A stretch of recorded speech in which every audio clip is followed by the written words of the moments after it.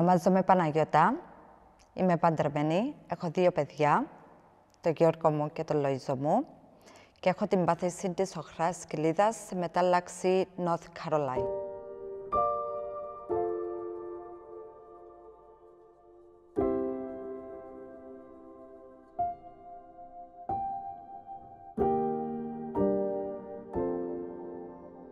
Είναι μια πάθηση κληρονομική, αυτοάνωση και σπάνια. Η όρασή μου χωρίς γυαλιά είναι στα 1/10 και με βοηθήματα είναι στα 2/10 στο δεξί και 3/10 στο αριστερό. Είναι μια πάθηση που δυστυχώς δεν υπάρχει θεραπεία. Έχω πάει σε αρκετούς γιατρούς στην Κύπρο και έχω μεταβεί και στην Ελλάδα.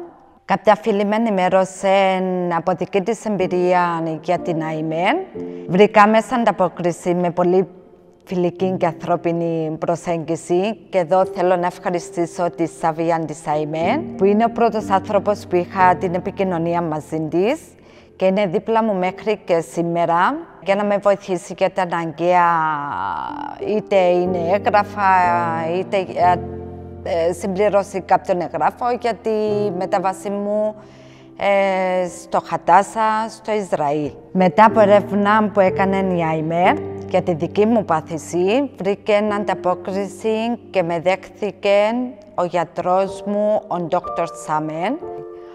Όταν έχεις την ευκαιρία να μεταβείς σε ένα τόσο εξελιγμένο νοσοκομείο με τόση μεγάλη τεχνολογία και τεχνογνωσία, δεν έχεις παρά να νιώσεις αισιοδοξία και ελπίδα ότι όλα θα πάνε καλά.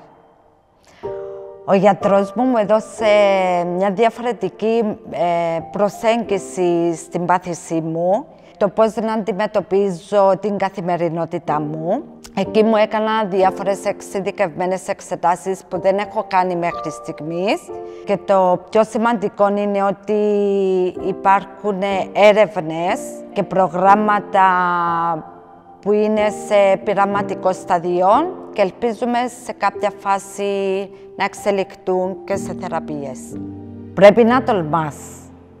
Πρέπει να ψάχνεις και να μην απογοητεύεσαι.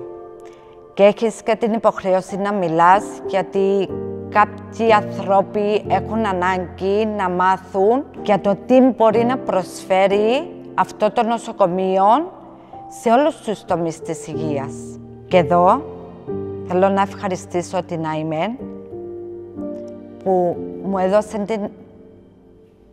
τη χαρά και το δικαίωμα να ελπίζω.